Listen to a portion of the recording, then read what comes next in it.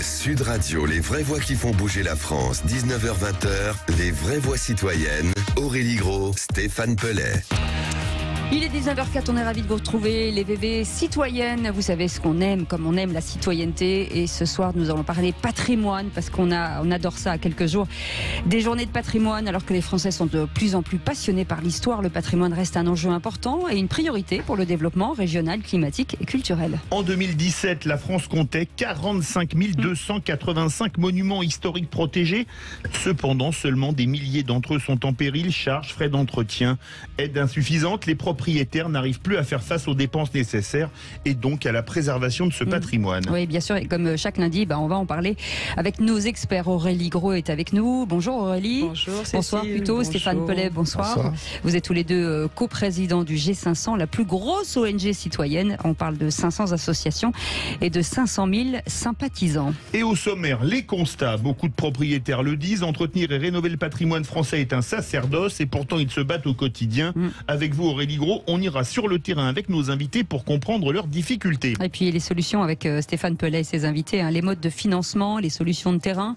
Et puis vos appels au 0826 300 300, peut-être que vous êtes propriétaire d'un patrimoine, d'une maison, d'un château, vous voulez en parler, ou peut-être que vous avez des sous à donner, ce serait le moment de nous appeler aussi. Et pour le patrimoine ou pour nous? Pour nous. Ah bon. Vous êtes le patrimoine de la radio, c'est ça. tous les deux. Tant qu'on ne vous dit pas qu'on est des chefs-d'œuvre en péril. J'ai pas osé. Et on va démarrer tout de suite avec notre invité Bertrand de Beaugrenier. Bonjour.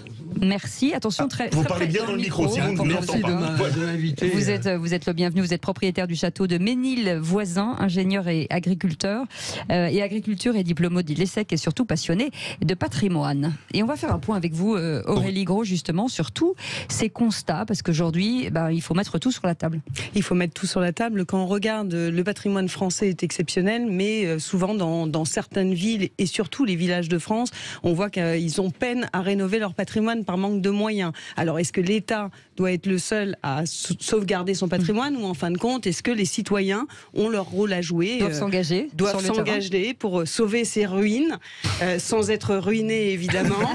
mais pour le coup, voilà, je crois que cette question se pose. Beaucoup sont attachés pour des questions d'histoire. On parle beaucoup de la France, de la place de la France, et le patrimoine en fait partie. Et quand on voit des exemples comme Bertrand de Beaugrenier qui s'est battu pendant 14 ans avec l'administration française et qui rénove son château depuis 30 ans maintenant, c'est vrai qu'on pose question sur ces initiatives citoyennes. Justement, monsieur de Beaugrenier, Bertrand de Beaugrenier, justement, racontez-nous cette histoire. C'est-à-dire que vous achetez un château, c'est ça? Il y a quelques années. Alors attention, très C'est le hasard, c'est mon ami Bertrand Lenaille qui un bon jour m'appelle en me disant il y a une maison formidable à sauver à côté de Paris. Et du coup, je me suis empressé d'aller visiter avec ma tendre épouse et nous avons... Le coup de foudre. Non, on a pris quand même. On l'a vu que le lundi et on a signé que le jeudi. Si ça, c'est pas un coup de foudre. Non, c'est un peu plus long qu'un mariage. Notre mariage, c'était un week-end. Et il y avait tout à faire. Et c'était une grande caserne enduite de ciment. Par une restauration mal comprise, mais qui était formidable, qui avait toutes ses lettres de noblesse, puisque l'architecte était un certain François Mansart, l'artisan maçon, un certain Villédo, qui 18 ans plus tard fera Vaux-le-Vicomte, et un jardinier qui à la fin du XVIIe avait redessiné le parc, le nôtre. Donc avec ses lettres de noblesse, c'était formidable. Une situation incroyable, puisque nous sommes à 1500 mètres du RER, à 35 km de Paris. Donc c'était un pari complètement fou. Mais dans la vie, il faut foncer, donc on a foncé. Et puis du coup, j'avais que comme seul axiome l'idée de dire que je voulais que ce soit une aventure pas uniquement de pierre, mais aussi une aventure d'homme. Donc je voulais avoir mes compagnons qui relèvent le challenge dans les communs. Donc j'ai tous mes ateliers dans le commun depuis 28 ans. Aurélie depuis 30 Gros, ans. ces histoires, c'est d'abord une histoire de passion, on le voit. Après, le financier arrive et là, c'est beaucoup moins drôle, mais forcément, c'est presque une déclaration d'amour au patrimoine français. Bien sûr, mais beaucoup de Français font des déclarations d'amour au patrimoine français. Je crois qu'aujourd'hui, l'exemple de Bertrand de Beaugrenier sur un château, effectivement, tout le monde ne peut pas racheter un château et le rénover, est un exemple sur un four à pain, comme on le verra tout à l'heure, ou du côté de la Bretagne. Du côté de la Bretagne. campagne sur des équipements qui inspirent une histoire, qui réunit les gens autour de cette histoire commune, qui font les villes et les villages de France. Et quand, si je peux me permettre, monsieur de Brogonier, mais quand vous avez entrepris la rénovation de ce château, on vous avait plutôt annoncé 75% de subventions. On m'avait promis 50% de subventions par l'État, 25% par la région. Oui. Quand je fais le bilan aujourd'hui, 30 ans après, j'ai touché un peu moins de 6,5% des montants investis. Okay. Et c'est pour ça que la seule recommandation que je peux me permettre à rééditer, parce que je l'avais déjà dit à Stéphane Bern, pour lequel je voue une grande admiration, parce que Stéphane Bern est un homme qui a refusé et les voitures, et les remboursements de frais, et les bureaux. Donc c'est un homme libre, formidable. Et je lui avais dit que... Et les éoliennes, excusez-moi, ça bien sûr. Rajoute encore, mais c'est que mon point de vue.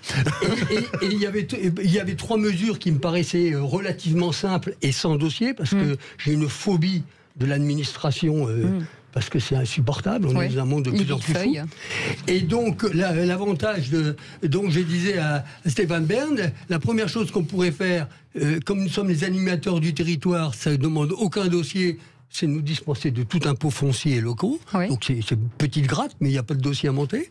Deuxièmement, comme on fait des travaux, mais qu'on récupère jamais la TVA, ben on devrait avoir TVA 0, puisque moi ça fait quand même 30 ans que je travaille, que j'achète des matériaux, que je crée de l'emploi. Justement, avant de trouver les solutions, parce qu'on en parlera avec Stéphane Pellet tout à l'heure sur les solutions, est-ce qu'on ne se rend pas bien compte forcément quand on achète un château, combien ça vaut, et que finalement, derrière déjà à l'achat, et puis derrière... les travaux, ça n'a rien à voir derrière par rapport à l'achat. C'est ça. Donc c'est une histoire de folie. Donc j'ai eu la chance d'avoir les moyens à l'époque qui m'ont permis de m'engager dans cette folie, parce que j'avais un projet qui est de dire, moi je pars du principe que les maisons font les familles, d'accord, mais c'est que les femmes qui font les maisons, d'accord, donc il faut être 2. Et deuxièmement, ces maisons, c'est des lieux de tradition et de transmission de valeurs, et donc il faut l'ouvrir. Et nous, aujourd'hui, j'ai la chance, avec ma famille, d'être très tourné vers l'ouverture. Je reçois 4500 scouts par an, tous les jeunes d'Even. Là, il y a opéra, samedi, on chante Aïda. Il va y avoir 6500 personnes qui vont venir pour les journées du patrimoine. J'en ai eu 7000 le 13 juillet pour le feu d'artifice, où les 6 communes se sont cotisées pour que les gens puissent voir le château brûlé. C'est formidable. Donc, de manière factice. Mais ça ramène pas un rond. non, mais ça, pour qu'on comprenne bien, c'est un château qui est classé. Donc classé, ça veut dire intérieur, extérieur et parc. Donc ça veut dire qu'on vous oblige à travailler les monuments historiques. Vous oblige à travailler forcément avec les compagnons du devoir ou alors, je ne sais pas si c'est correct de le dire, mais j'ai envoyé promener tout. Donc c'est beaucoup plus simple. D'accord. Du coup, j'ai jamais demandé une autorisation. Et donc j'étais un hors-la-loi complet, jusqu'au jour où Jean de Boihu, qui s'occupait du patrimoine notamment, qui a été ministre à l'époque, qui était ministre et qui était surtout à Matignon à l'époque, est venu me voir en me disant, qu'est-ce que vous voulez, du bleu, du rouge? J'ai dit, écoutez, je suis pas un sapin de Noël, j'ai pas besoin de décoration. Alors il a dit, m'attendrez plus, c'est très grave les hommes qui veulent pas de décoration. Et puis 3 mois après, il est revenu, il dit, il faut absolument donner une décoration à Bertrand.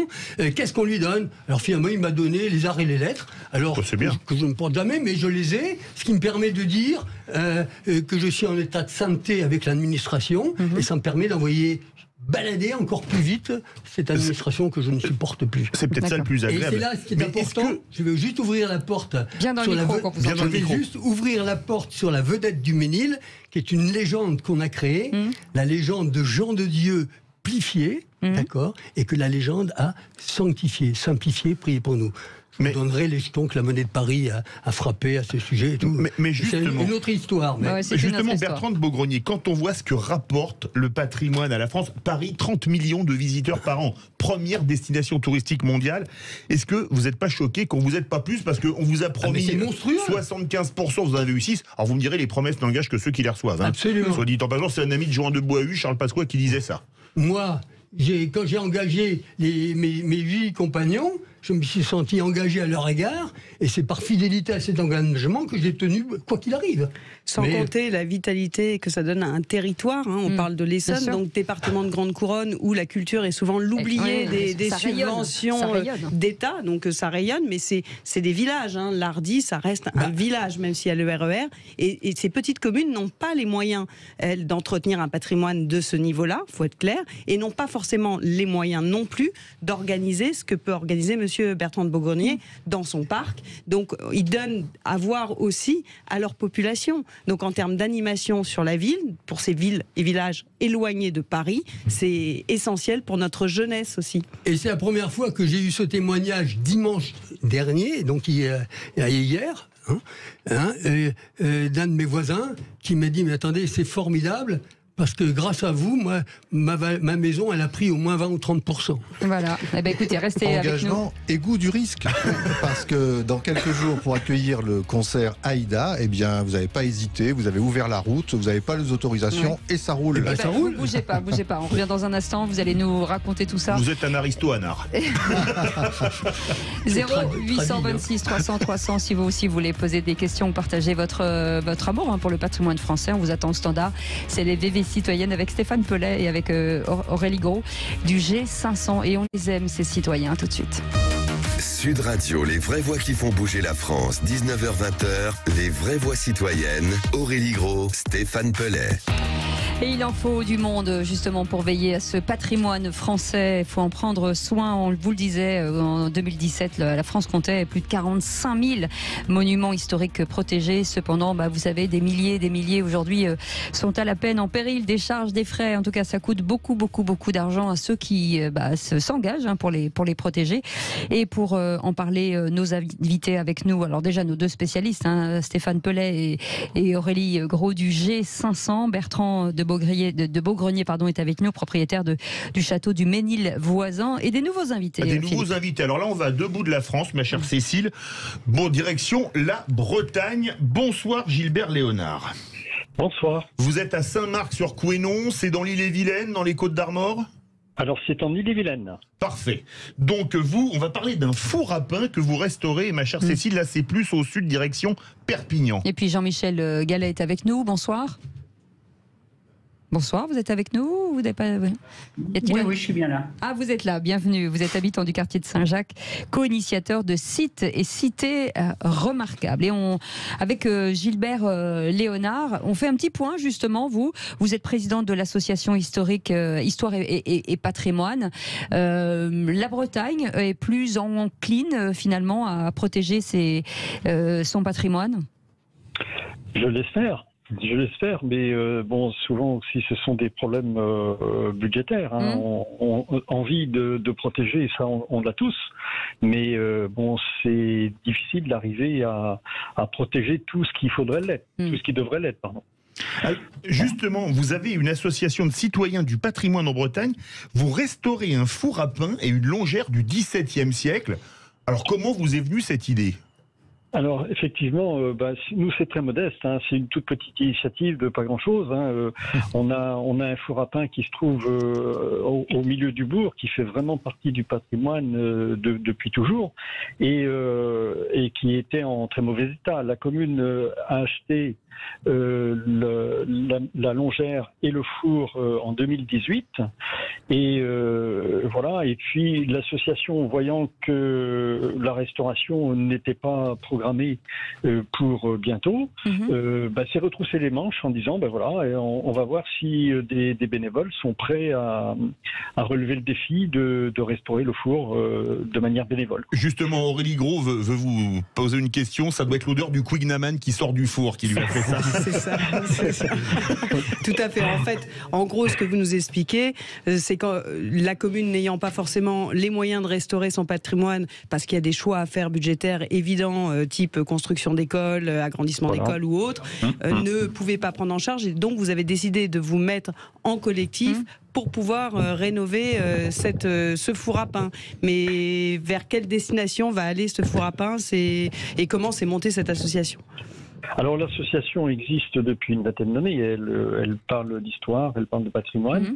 Elle essaie de mettre en lumière les éléments qui sont vraiment remarquables et puis de faire des animations autour de ces éléments de patrimoine. Et là, effectivement, ce qui s'est passé, c'est que on est constitué en commune nouvelle depuis 2019. Et donc, du coup, il y a eu énormément de choses qui ont été remises à plat et des projets, il y en a beaucoup. Malheureusement, quand il y a beaucoup de projets comme ça, on voit bien que la plupart du temps, il faut faire des choix. Et on sacrifie le patrimoine. Et voilà. Et du coup, sur le plan patrimonial, sur la commune nouvelle, il y a 4 églises. Enfin, si je ne parle que des églises, et il y en a une qui aurait vraiment besoin d'une restauration. Il y a une étude de fait et je ne sais pas quand est-ce que ça pourrait être fait, parce qu'il y a pour plus d'1 million d'euros de travaux. Il y a une autre église à Saint-Mars-sur-Prénon. Elle, on a commencé, je pense, à monter un dossier et on devrait pouvoir le faire. C'est la restauration, c'est autour de 80 000 euros. Et du coup, les membres de l'association se sont dit, à cette vitesse-là, le four, il va rester de côté. C'est évident parce que ce four, il faudrait entre 25 et 30 000 euros pour le remettre en état. Et manifestement, la commune n'a pas forcément les moyens de le faire. Et donc, c'est l'idée. Pardon ? Non, on vous écoute, on vous écoute. Et du coup, on a commencé à faire le tour des bénévoles du secteur et on a trouvé quatre professionnels en retraite ou actifs, mais qui voulaient bien donner de leur temps pour expliquer la technique et puis même venir aussi sur le chantier nous faire voir ce qu'ils devaient faire au moment où ça devait être fait. Alors, on a trouvé un maçon, on a trouvé un menuisier, charpentier, des bonnes volontés, un couvreur, et puis un fournier, ce qui était pas le plus facile à trouver parce que les gens qui savent refaire des poutres de four, c'est pas si fréquent que ça. Et donc voilà, le chantier a commencé début mai et ça suit son cours. On va prendre Jean-Michel Gallet, qui est habitant du quartier Saint-Jacques et co-initiateur du site Cité Remarquable. Jean-Michel Gallet, comment l'aventure commence ? Est-ce que c'est un coup de cœur comme Bertrand de Beaugrenier ? Alors, pour le quartier Saint-Jacques, sûrement, puisque ça fait 15 ans que j'y habite. Pour les villes, c'est un coup de cœur ancien, puisqu'en fait, je travaille sur le patrimoine urbain, ce qui nous change du four à pain et du monument. Non pas, c'est une chose que je respecte, puisqu'elles sont incluses souvent dans des collectivités, dans des villages ou dans des villes. Donc, il est vrai qu'un quartier, c'est complètement différent. On n'a pas forcément des monuments historiques, bien que si le quartier s'appelle Saint-Jacques, c'est parce qu'il y a une église qui vaut la cathédrale, on va dire ça comme ça. Il faut être un peu... Allez-y, soyez chauvin un peu. Chauvin dans son quartier. Le seul problème, c'est qu'on a des moyens d'action qui sont très différents, parce qu'au lieu d'avoir un propriétaire, qu'il soit public ou privé, on en a des centaines. Au lieu d'avoir, on va dire, des leviers fiscaux qui s'appliquent souvent à des personnes qui payent des impôts, par exemple. Or là, on est dans un quartier pauvre. Donc, en fait, les leviers fiscaux ne peuvent pas fonctionner, puisque les personnes, par voie de conséquence, ne peuvent pas avoir des avantages fiscaux, puisqu'ils n'en ont pas du tout. Et on est confronté dans les villes, par rapport justement aux problématiques des monuments historiques et aux problématiques du petit et grand patrimoine, à une question beaucoup plus large et la mobilisation citoyenne, parce que je crois que c'est du coup un peu ma place ici de parler de personnes qui sont dans un quartier dit difficile. Le quartier Saint-Jacques est un site patrimonial remarquable, oui, mais le quartier Saint-Jacques est le quartier le plus pauvre de France. Ce qui peut sembler étonnant, c'est donc un des plus beaux quartiers de France et c'est le quartier le plus pauvre de France. C'est un paradoxe, en plus avec une grande communauté gitane qui, du coup, a tendance à se sentir aussi menacée parce que dans la ville, c'est pas comme dans un monument. On vous annonce pas toujours ce qu'on va faire. Oui. Oui, mais Jean-Michel, si je peux me permettre, parce que j'ai eu l'occasion, moi, de descendre dans le quartier Saint-Jacques, à l'appel des habitants du quartier de Saint-Jacques, notamment de Lino Dinounours dans le quartier. Je le cite parce que je lui avais promis quand même de le citer, parce que c'est pas exactement. Donc on est deux à avoir promis. Pour le coup, qui était très inquiet, puisqu'on détruisait des pans entiers de ce quartier, soi-disant pour insalubrité et pour sûrement faire des programmes immobiliers plus récents. Moi, j'ai l'habitude de dire que le quartier Saint-Jacques, c'est un petit peu la Casbah d'Alger. Si on commençait à détruire la Casbah d'Alger pour y construire du Kaufmann & Broad, ça va être compliqué. Donc aujourd'hui, c'est vrai que vous pensez qu'on détruit le quartier, ou du moins en ce moment on reconstruit pas trop, on détruit plutôt certaines maisons pour casser la communauté, c'est-à-dire qu'on est capable de casser le patrimoine pour virer des communautés, ou quel est votre sentiment en tout cas là-dessus? Très court. Parce que là on est déjà très en retard. Okay. Oui. Bon, je crois que il ne faut pas voir de la politique partout. Il y a aussi du laxisme et de l'incompétence. C'est-à-dire qu'en fait, la question du quartier Saint-Jacques, c'est la question du rendez-vous à la même heure entre une ville, une région, un État, un département. Et les habitants attendent que ces acteurs qui ont les clés de la bourse se donnent rendez-vous à la même heure, au même moment et au même endroit, c'est-à-dire dans le quartier. Jean-Michel Gallet, restez avec nous, parce que là, il faut qu'on fasse une petite pause. On reviendra dans quelques instants avec tous nos invités, avec Stéphane Pellet, puisqu'on parle un peu des constats et il faut parler aussi des solutions. Cécile, Philippe, vous allez voir, droit de l'immobilier, levée de fonds, tracasserie administrative, côté populaire ou non du patrimoine, c'est ça dont on va parler tout à l'heure avec nos solutionneurs. Parfait, il est magnifique. Allez, à tout de suite, bienvenue dans les vraies voix citoyennes. Eh bien oui, ils sont là, Aurélie Gros et Stéphane Pellet, pour apporter des constats et des solutions aussi, parce que c'est le but de cette émission. On était avec nos invités. Bertrand de Beaugrenier est avec nous, Gilbert Léonard est avec nous, Jean-Michel Gallet est avec nous. Et avant on va inviter et présenter nos futurs, en tout cas, invités. Christophe Popovic est avec nous, directeur de la culture du département de la Haute-Savoie. Bonsoir. Bonsoir. Stéphane Béraud est avec nous. Bienvenue, architecte du patrimoine, en particulier en Île-de-France et en région centre. Et Patrice Lemoux, délégué départemental de l'Aveyron et de la Fondation du patrimoine. Bonsoir, messieurs. Un petit mot, justement. Un petit mot, justement. Vous avez pas de micro. On avait coupé le micro. Un petit mot, justement, pour conclure avec Gilbert Léonard et Jean-Michel Gallet. En 30 secondes chacun. Gilbert Léonard, qu'est-ce que vous attendez là? On va parler des solutions. Une petite solution qui, pour vous, serait primordiale. Alors, j'ai pas tellement de questions en fait, parce que... Non, c'est une solution. Bonne question. On a parlé des constats. Une solution, la solution pour vous. Moi, ce qui me paraît important de vous dire, c'est que le premier but, c'est la restauration. La deuxième, c'est la convivialité. Autour du four, évidemment, on le fera servir et on fera participer tous les habitants.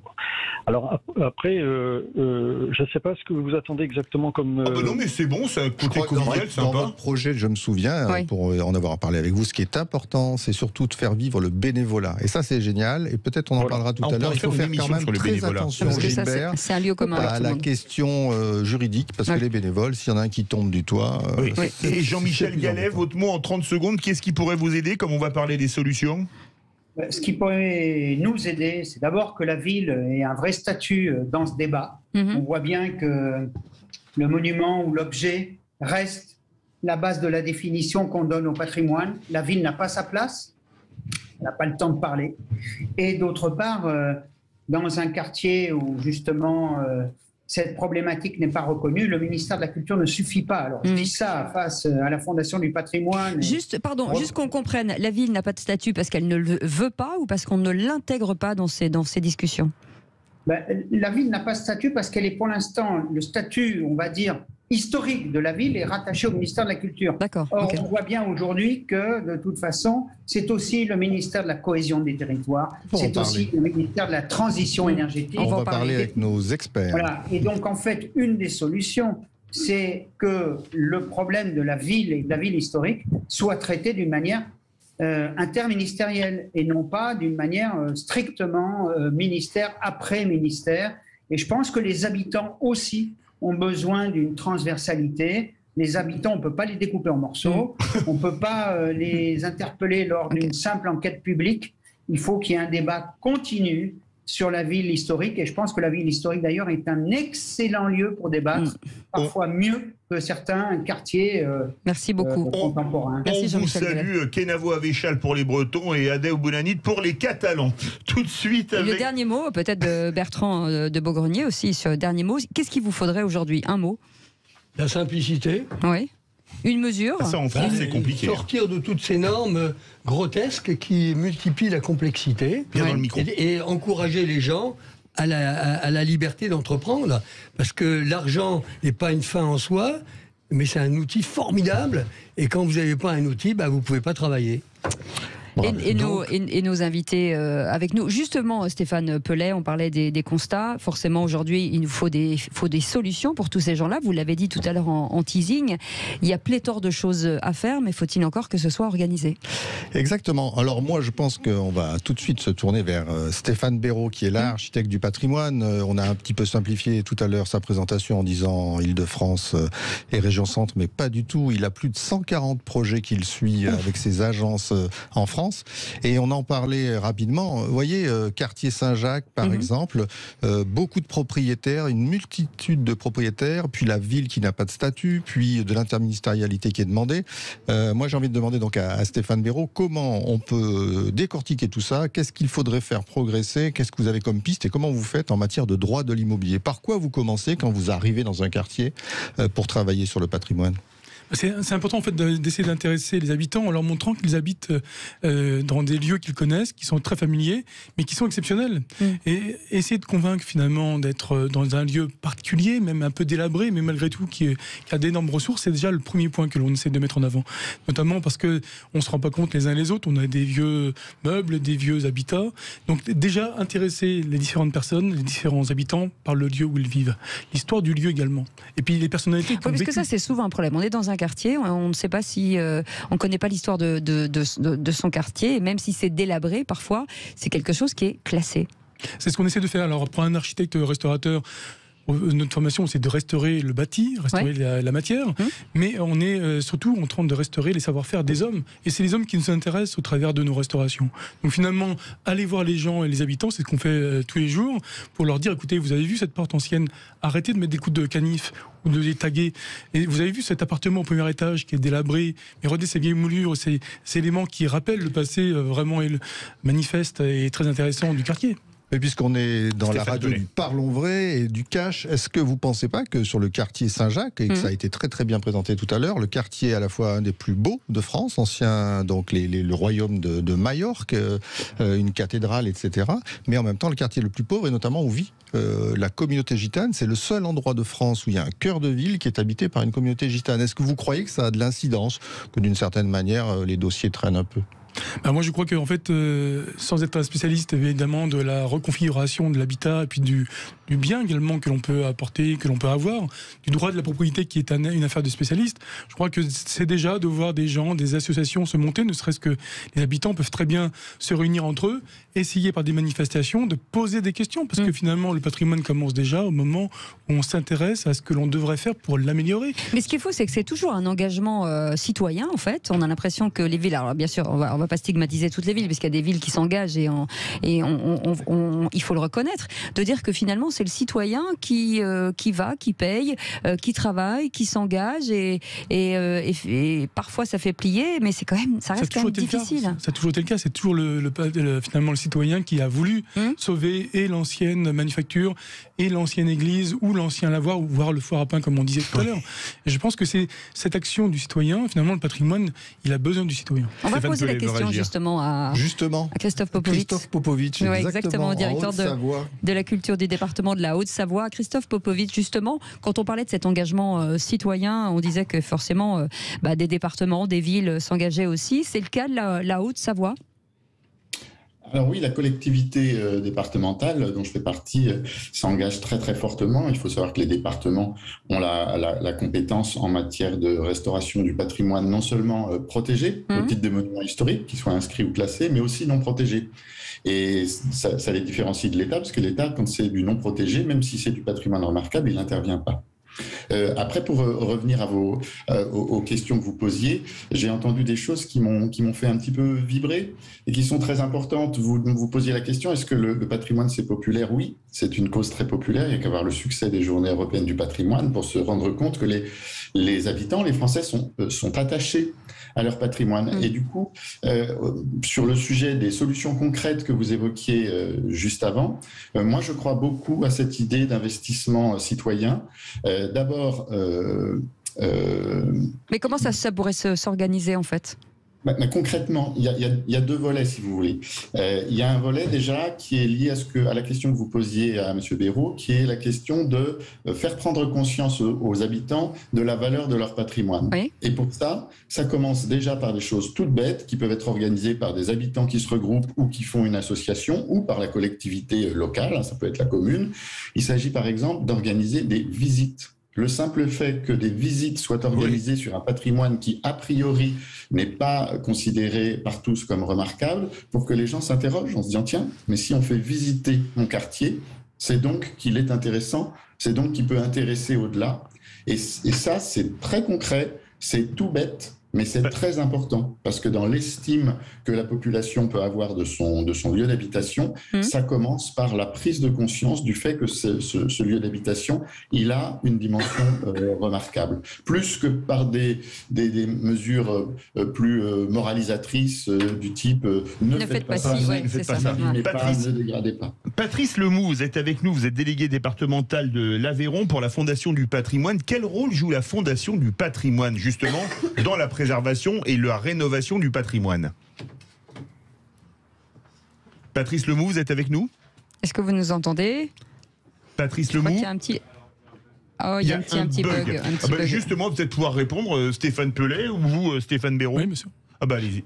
Stéphane, allez-y. Stéphane Béraud, allez-y. Je vous avoue que je voulais rebondir là-dessus parce que il faut sortir vraiment. Vous pouvez lever le doigt à n'importe quel moment. Hein, vous avez la parole. On va le faire alors. Non, je voulais simplement dire et insister sur le fait que le patrimoine, effectivement, c'est de la matière vivante. Nous, on est en train de perpétuer des gestes à travers la matière. On restaure, on refait, mais c'est vraiment le geste du compagnon d'autrefois qu'on restaure. Finalement, c'est un lien avec le passé. Et puis c'est vrai que quand on voit des actions qui sont menées par les uns et par les autres, c'est parfois des gens qui n'ont pas forcément la culture, qui n'ont pas fait d'études historiques ou archéologiques, mais qui sont intéressés. Et alors le patrimoine, à mon avis, meurt dans le silence. Si on s'intéresse, si on visite, quelle que soit sa qualité, sa qualification, on montre à tout le monde qu'on a un intérêt. Regardez les gens qui font vivre des vieilles locomotives, les personnes qui tout à l'heure restauraient le four à pain, je trouve ça magnifique parce que le patrimoine, c'est quelque chose qui va être réutilisé. Et oui, justement, le patrimoine doit fonctionner. Une machine que l'on classe. Doit avoir une fonction, en tout cas, dans le. On a retrouvé Patrice Lemou. Justement, Patrice Lemou, je rappelle que vous êtes délégué départemental de l'Aveyron pour la Fondation du patrimoine. L'Aveyron, vous avez quelques grandes villes, Rodez, Decazeville, Millau. Est-ce que le patrimoine est géré de la même manière dans les tout petits villages, comme il y en a dans l'Aveyron, ou dans les grandes villes? Pas tout à fait, puisque dans les petits villages, le plus souvent, le patrimoine est co-géré par des associations. Certains de vos interlocuteurs l'ont dit. Hein, le monde associatif est beaucoup plus répandu dans les petits villages que dans les grandes villes. Donc, dans les petits villages, en campagne, autour de patrimoine emblématique et une culture forte qu'on retrouve dans le rural, qu'on retrouve peut-être un peu moins dans les villes, on retrouve des associations qui sont motrices pour inciter les élus à restaurer, à sauvegarder, à s'intéresser à leur patrimoine, mais aussi pour le faire vivre. C'est le cas du four à pain du témoin que vous aviez tout à l'heure en Bretagne, que je salue d'ailleurs, parce que j'ai quelques origines de ce côté-là aussi. Justement, vous savez d'ailleurs que la Fondation du patrimoine, qui est aujourd'hui une dame qui a 25 ans, qui a été créée à l'époque qui a été portée sur les fonds baptismaux, justement, sur un four à pain qui se trouvait sur le Larzac. Oui. Voilà, en Aveyron. Justement, monsieur Lemou, quel conseil vous pourriez donner à cette association bretonne qui veut maintenant passer à la restauration de l'église, qui explique que sur son territoire de la communauté de communes, eh bien, il y a 4 églises. Qu'est-ce qu'ils peuvent faire? Qu'est-ce qui est déterminant pour que vous puissiez les aider? Parce que je sais que vous abondez, vous hébergez en tous les cas un certain nombre de financements. Voilà, alors nous, ce qu'on peut déjà dire sur ce type de projet, porteur de projet, surtout, c'est que pour moi, c'est déjà gagné. Parce qu'ils ont déjà pris conscience de ce que c'était que leur patrimoine. Je suppose qu'ils ont déjà mis en place, ils en parlaient tout à l'heure, de repas, de convivialité, etc. Oui, absolument. Donc, ils ont déjà recréé la notion de partage, qui est quelque chose d'essentiel. Et donc, nous, Fondation du patrimoine, comme on intervient sur ce type de projet, en fait, on a deux niveaux d'intervention aujourd'hui, enfin plusieurs niveaux d'intervention. En ce qui concerne un projet collectif, comme c'est leur cas, on intervient surtout avec un appel à dons. Donc, on peut les aider en signant une convention avec l'association, et souvent, le plus souvent d'ailleurs, en partenariat ou en co-signature avec la mairie. Donc, on les aide à collecter des dons. Et il faut quand même savoir qu'en France, on a quand même une quantité de donateurs très importante. Samedi, je vais inaugurer un petit projet dans un petit village, 230 feux, comme on dit, 230 âmes. Oui. Ils ont réussi à collecter 30 000 euros pour restaurer leur clocher. Bravo l'Aveyron. Ils ont surtout réussi à mobiliser 153 donateurs, imaginez. Écoutez, comme quoi, on dit que les citoyens s'engagent pour leur patrimoine. Là, on est vraiment en plein dedans. Vous bougez pas, on revient dans un instant. 0826 300 300, vous vous engagez aussi, vous êtes propriétaire et vous avez envie qu'on vous aide, trouver des solutions. On vous attend au standard. C'est les VV citoyennes et c'est jusqu'à 20h. À tout de suite. Sud Radio, les vraies voix qui font bouger la France. Ils sont là et avec nos invités, Christophe Popovitch, directeur de la culture du département de Haute-Savoie, Stéphane Béraud, qui est architecte du patrimoine, en particulier en Ile-de-France et un petit peu partout en France. Patrice Lemoux, délégué départemental de l'Aveyron, de la Fondation de patrimoine. Et Stéphane Pellet, je pense qu'il voulait réagir. Alors, je pense qu'on va repartir tout de suite dans l'Aveyron parce qu'on n'avait pas le deuxième volet d'aide que propose la Fondation du patrimoine. Donc, premier volet. Patrice Lemoux, très court. Le deuxième volet, justement. Alors, deuxième volet très court. On anime aussi dans les départements, on a réussi à mobiliser des clubs de mécènes. Ce sont des entreprises qui se portent aussi au chevet du patrimoine. Ça, c'est quelque chose d'important. Et le troisième volet pour les projets un peu plus importants. Nous pouvons aussi mobiliser, bien sûr, la fameuse Mission Berne. Ah oui, c'est ça, le patrimoine avec Stéphane Bern, absolument. Voilà.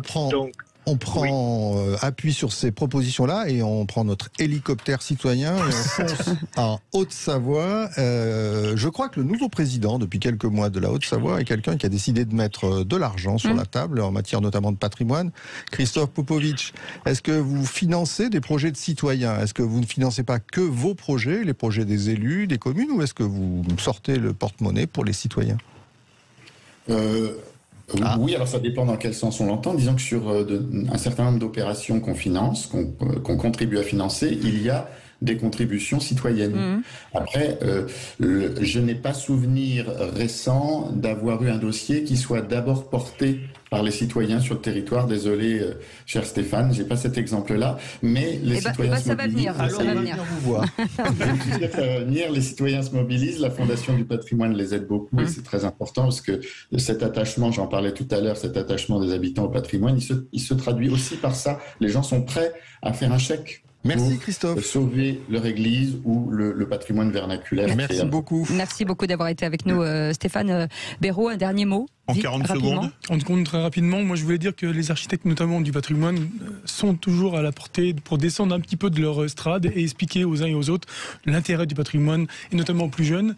Cette dimension éducative, on l'a fait tout le temps, quelles que soient les classes, pour leur apprendre à s'intéresser et tout simplement à s'interroger sur ce qu'il y a autour d'eux. Merci beaucoup à tous nos invités d'avoir été avec nous. Le mot de la fin, Stéphane Pellet, en 25 secondes. Avec Aurélie Gros, on en parlait il y a encore quelques instants. Nous, pourquoi on se bat pour que les citoyens en effet se mobilisent, que ce soit Bertrand de Bourgranier, son château, et puis la Bretagne, l'Aveyron, etc. Mais parce qu'on ne voudrait pas qu'il arrive cette mésaventure comme pour le château du Marais. Le château du Marais, c'est un des plus beaux châteaux Louis XVI, etc. Donc vraiment, c'est le Versailles de l'Île-de-France, en plus du Versailles connu. Et ce château, il vient d'être acheté par un milliardaire tchèque pour en faire un hôtel de luxe. Alors moi, j'ai rien contre les hôtels de luxe. De temps en temps, ça pourrait m'amuser d'y aller. Mais là, c'est dommage parce que ça veut dire tout simplement que ce patrimoine ne sera plus accessible au grand public. hôtel. comme il était jusqu'à présent. Il faudra qu'on les invite. Merci en tout cas, messieurs, d'avoir été avec nous. Restez là. Yvan Cujus, vous êtes avec nous? Salut, je suis là. Bonsoir les amis, comment ça va? Ça va. On parlait de patrimoine. La musique est un patrimoine français. Patrimoine culturel. Exactement. On a la chance ce soir d'accueillir un groupe français qui a trouvé son son de rock français en fait, qui maintenant les États-Unis copient le son de Matt Bastard et de Skip the Youth. Il vous entend, il était hier sur la grande scène de la fête de l'humain, Matt Bastard. Et c'était bien, hein, Matt, tu t'es régalé. Ah, c'était très très bien. Maintenant j'ai des lunettes de soleil même en pleine journée. T'as compris comment ça a fait la fête à l'humain. C'est une autre sorte de patrimoine français en tout cas. On va écouter cette émission avec grand plaisir, comme à chaque fois. Et tu as un autre artiste invité, Yvan? Oui, on a également Yara Lapidus qui est là, qui va jouer en direct ce soir, comme tous les soirs dans le Loft Music. Et voilà, et puis on va discuter, on va parler de tout, même d'actu, certainement. Il y a plein de choses à dire. Et Matt, il n'a pas la langue dans sa poche. Tant mieux, tant mieux. Parlons vrai, c'est Sud Radio. Exactement, voilà. On est raccord. Musique tout de suite. Et que la fête commence. Allez, merci Yvan Cujus dans un instant, donc le Loft. Et puis juste après, c'est Jacques Pessis demain matin, Benjamin Glaise. Et après, le grand matin Sud Radio avec Patrick Roger. On vous souhaite une belle soirée. Mais tout de suite, conseil de famille, comment gérer son patrimoine avec Stéphane Moller.